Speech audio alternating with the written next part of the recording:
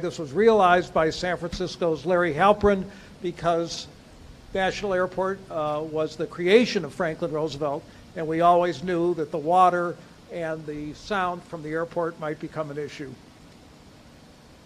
Even after 25 years of countless visits to this memorial, plus 6 preceding years of visits when this was simply one big, massive construction site, I still find it humbling to be here. How humbling as well to be at this sacred space, I use the word sacred guardedly, one equally sacred to the country, in my opinion, to the physical memorialization to the 2 other great presidents, our temple right out there to Abraham Lincoln, and our monument right out there to George Washington. Adding in the fact that we are here at this critical and existential moment, so close to the celebration of VE Day in Europe, this thing called Victory Day in Russia, so close to the current war in Europe, and just 2 days after President Biden has signed a Lend-Lease Act, obviously inspired by Franklin Roosevelt, I must add what a humbling and honor it is for me to introduce one of the most significant public servants of our time, or any time, Speaker Nancy Pelosi. She has been, like the most dedicated of New Dealers and Dr. New Deal himself, irrepressibly faithful to the American people, irrepressibly faithful to an unparalleled moral and civic compass. Just let me for a moment list a little bit of what she has done and its connection to Franklin Roosevelt's inspiration or memory. In 2008, she was critical to the rescue of the American economy when we came so close, so very close, to a second Great Depression. And in case you need a refresher on what a depression or a Great Depression might mean, I suggest a little walk, it's not much, through rooms 1 and 2. That will give you at least an artist's interpretation of what life might have been like, though I suggest you read and learn more. Maybe it's a stimulation to learning more. A short time later, in 2010, she played the key role in creating the Affordable Care Act, a completion, really, I think any historian would agree, of FDR's Social Security Act. On this one, I can tell you I saw her work with my own eyes as I sat in the House gallery watching her buttonhole every wavering congressman, one wavering congressman after another.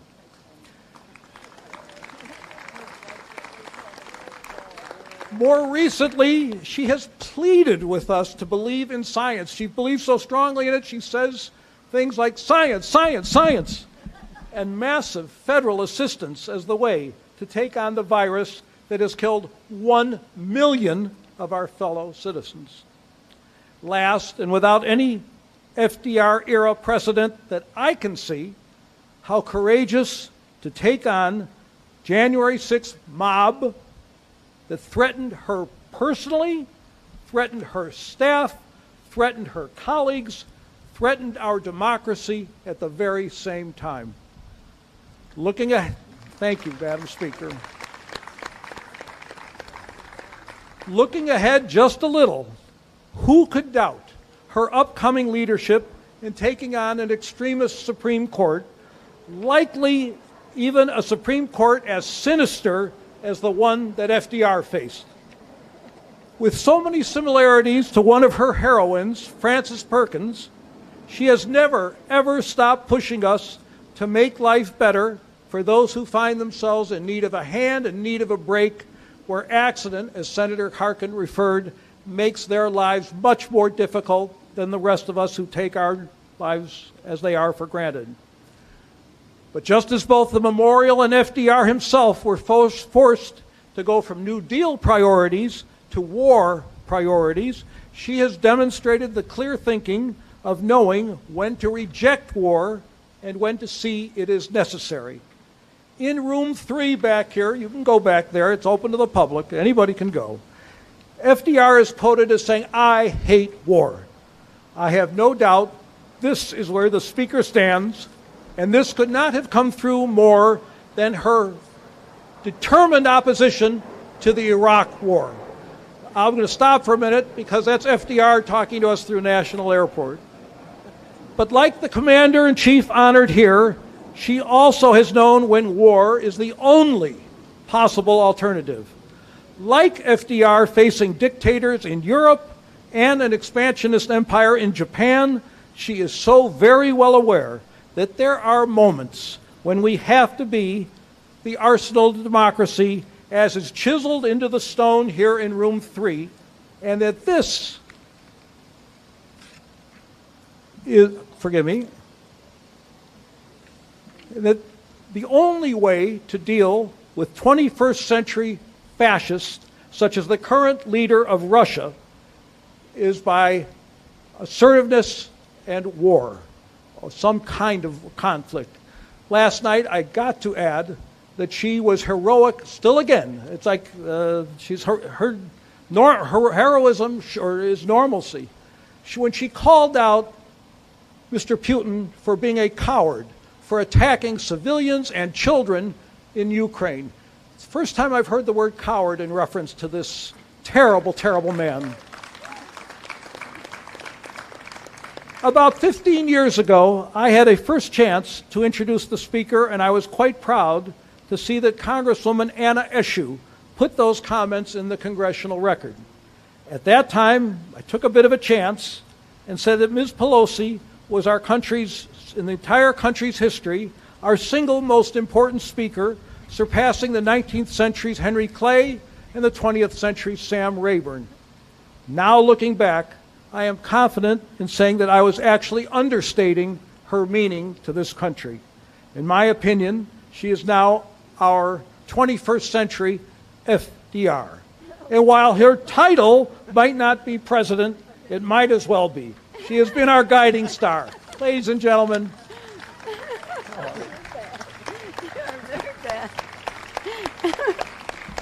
I was telling Jonathan how embarrassing this all is. Except that I accept every kind word. I accept every kind word on behalf of my colleagues in the Congress who had the courage to support all of the things that you said. I just have the privilege of getting the credit, but they have had the courage to get the job done. Thank you so much, Peter Kovler. Thank you and Judy for your leadership in making so many wonderful things possible based on values and presented with great beauty.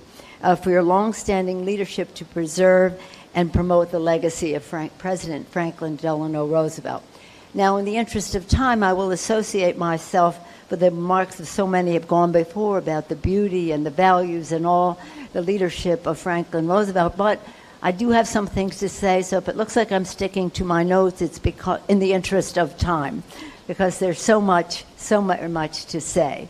But let me first say that when the Brown Education Middle School led us in the pledge to the flag, and wasn't it lovely, and thank you to your principal. Since then, since those young people led us in the pledge, we have been joined by scores of young people who have joined us here today.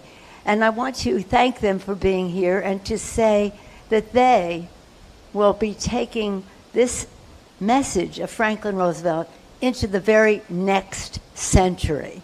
So we're so glad you're here. You're our messengers to a future we will never see, but we want you to take a message of values and patriotism and Franklin Roosevelt into the future. Indeed, I'm so happy to see all of you, and each and every one of you. Indeed, how we can ever forget this tireless mission to help organize the centennial celebration of Franklin Roosevelt's birthday in 1982. Peter Kovler did that. Seems like yesterday, but and your ongoing support for the FDR Memorial Legacy Committee. You continue to ensure President Roosevelt is honored with reverence and the respect that he is due.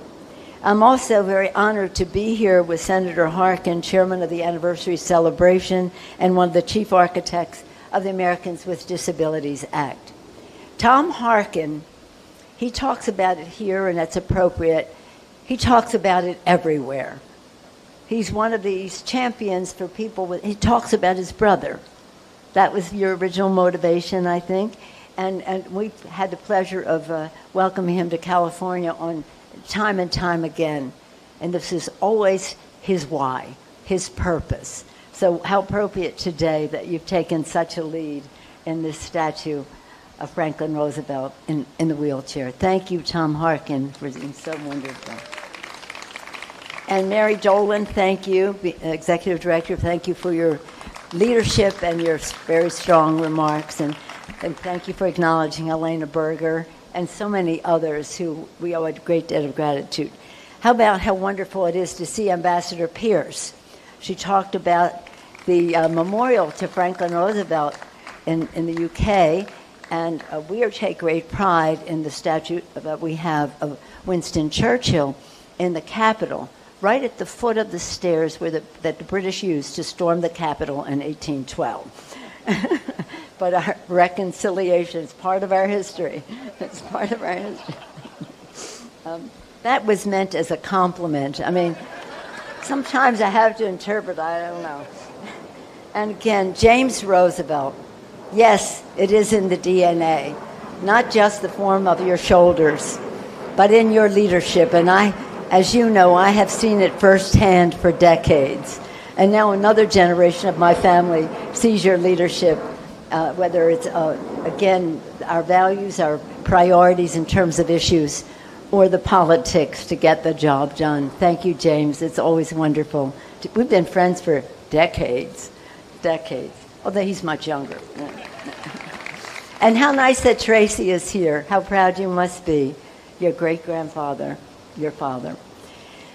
Now, let me just talk about this in a personal way. You know, as I said, there's a lot we can all say about the 4 freedoms and the rest. It's a lifetime of service and leadership, and for us to take pride in it. But I take a little pride because I remember fondly being here for the dedication in 1997. I did hear Senator Inouye speak those beautiful words. I was a member of the Appropriations at the time. At the time, I did serve with Claude Pepper, as my father served with him too in Congress many years before. But I have to mention another person, Sid Yates. Sid Yates, he was the chair of the Appropriations Committee while much of this was going on of Illinois, and he was my chairman there, and he, again, shared so many of Franklin Roosevelt's values, a true progressive.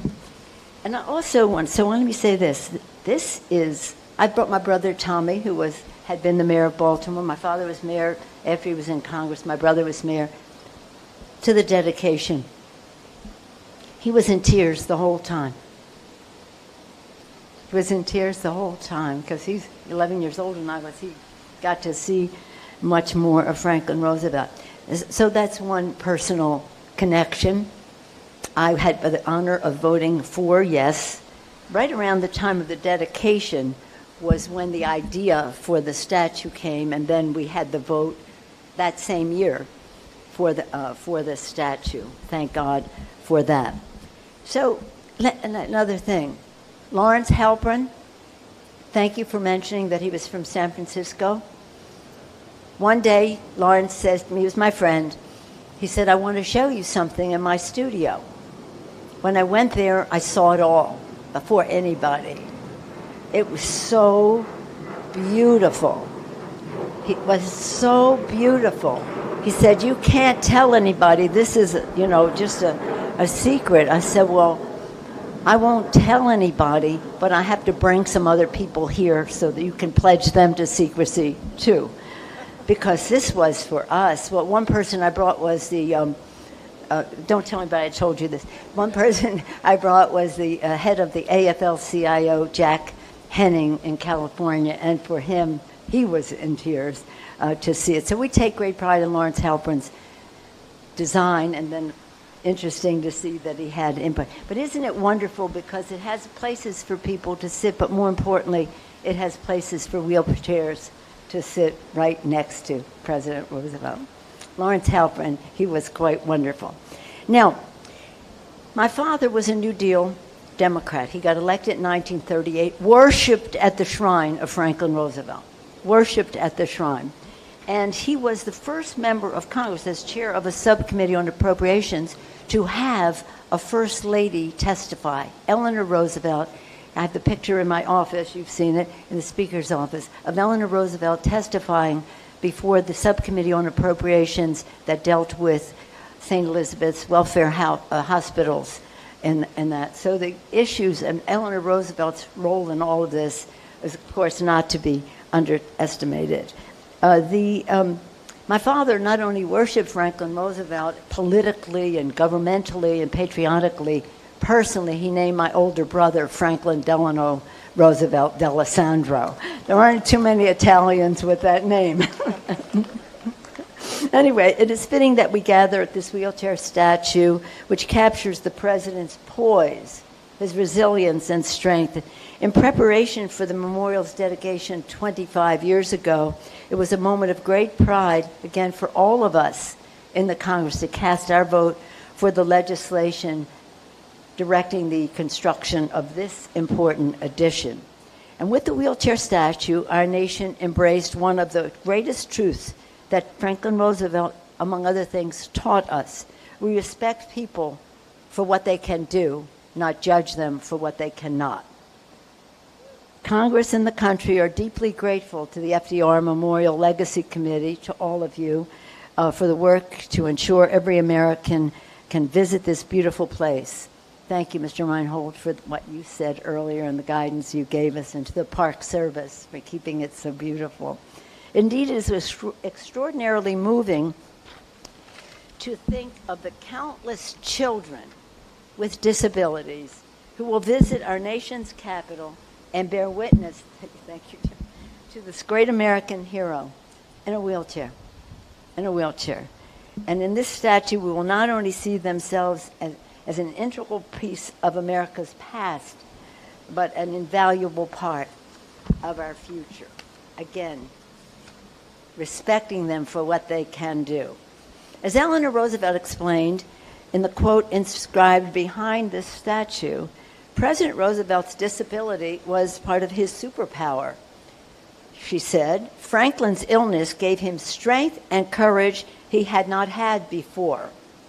She said he had to think out the fundamentals of living and learn the greatest of all lessons, infinite patience and never-ending persistence.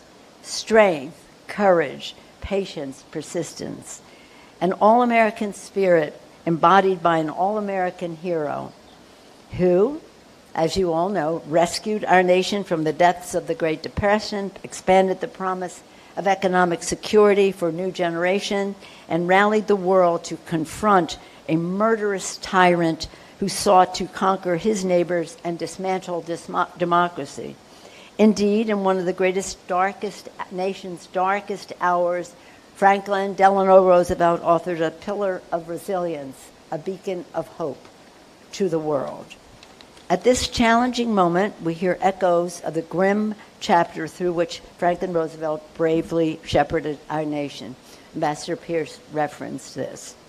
Indeed, his tenacity and determination were crucial to securing the victory of freedom over fascism in World War II. And today, we continue to look to his historic leadership as the world engages in the battle of democracy over dictatorship in Ukraine. It is timely that on Monday, as was referenced, President Biden proudly signed our legislation reviving the Lend-Lease program. This initiative helped him turn the tide of the Second World War and will now be pivotal in supporting the people of Ukraine. Because, as Franklin Roosevelt knew then and we know now, we must never fail to confront the sinister force of oppression, because the threat to democracy anywhere is a threat to democracy everywhere. In closing, I haven't said that before, have I? Sometimes I say it twice. Except I can't turn the page. Okay. In closing, Upon the enactment of the Lend-Lease Act in 1941, President Roosevelt called on the conscience of our country to join the fight for freedom. He said, "The light of democracy must be kept burning. It is not enough for us merely to trim the wick or polish the glass. The time has come when we must provide the fuel in ever-increasing amounts to keep that flame alight." Others today have called us the arsenal of democracy. That is what we are. Today, our task remains the same. And to honor FDR's legacy, it is up to each and every one of us to continue to keep the light of democracy, its precious flame aglow, not only overseas, but here at home. Indeed, God truly blessed America with the life, leadership, and legacy of Franklin Delano Roosevelt. Thank you all of the FDR Memorial Legacy Committee for all you do to preserve the stunning tribute to this titan of history. Thank you all.